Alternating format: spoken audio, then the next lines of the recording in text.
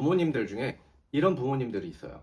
딸이 학교에서 시험을 잘 받았어요, 점수를. 그래서 부푼 마음을 가지고 엄마한테 자랑을 하러 갔죠. 근데 엄마, 나 오늘 뭐 했는지 알아? 딱 하는데 잠깐만, 저리 가 있어. 엄마 지금 뭐 하고 있잖아. 라고 이런 신경질적인 반응을 보이시는 분들이 있어요. 이런 부모 밑에서 자란 우리 딸들의 가장 큰 문제 한 가지가 있는데, 이거를 제가 오늘 말씀드리려고 합니다. 어쨌든 딸 입장에서 굉장히 내가 뭔가 잘한 일이 있어요. 엄마한테 자랑하고 싶어요. 뭐 아빠한테도 그렇고. 그럼 이 아이의 마음은 어떻겠어요? 두근두근하고, 우리 엄마가 나를 칭찬해 주겠지, 아빠가 뭐 맛있는 거 사주겠지 이러고 짜잔 하고 축하받는 모습을 예상하고 갔는데, 이런 신경질적인 반응을 보였다, 부모님이. 그러면 이 아이의 마음은 어떻겠어요? 지금 생각나는 거 말해볼까요? 제가 이걸 겪었으면은 좌절, 서운함. 그냥 전 좀 화날 것 같아요. 화남.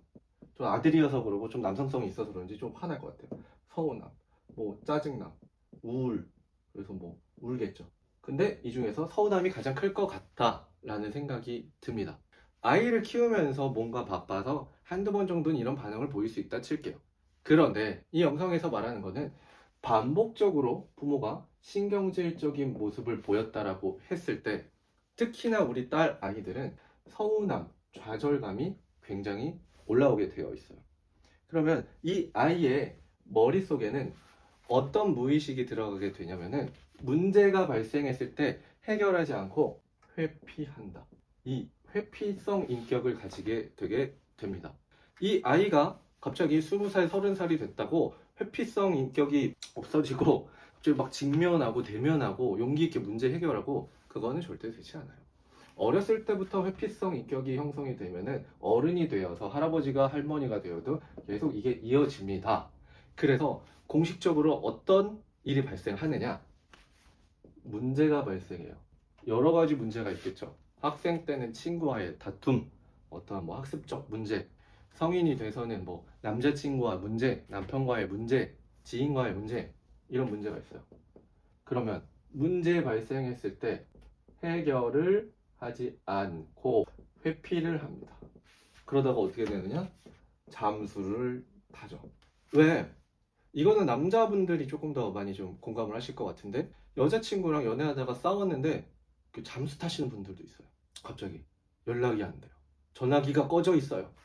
그러면은 높은 확률로 이런 성장 과정을 겪었을 확률이 높다라고 생각을 하시면 됩니다. 잠수돼요. 그럼 문제 해결이 되겠냐고요? 그럼 문제 해결도 안 되고 나중에는 이 아이는 홀로 남게 됩니다. 왜 홀로 남냐? 보세요. 어떠한 문제가 발생했어요.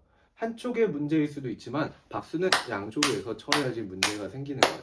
그러면은 이 소리가 왜 나냐고 해결을 하고 대화를 해야 되는데, 회피를 하고 계속 회피하다 보면은 이렇게 잠수를 타버리니까 어떻게 되겠어요?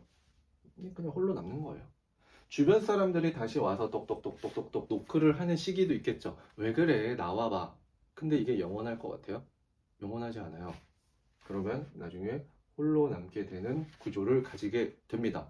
정말 정확히 이런 공식을 가지고 있어요. 뭐 인간 자체의 공식을 이렇게 대입하기는 어렵지만 대부분 이런 과정을 겪었을 때, 성장 과정을 겪었을 때 이런 공식이 나온다. 그럼 여기서 중요한 거, 내가 생각했을 때, 자아 성찰을 했을 때 회피성 인격을 가지고 있다, 좀 나는 문제 해결에 직면하지 못한다, 그러면 제가 항상 강조하는 거, 왜?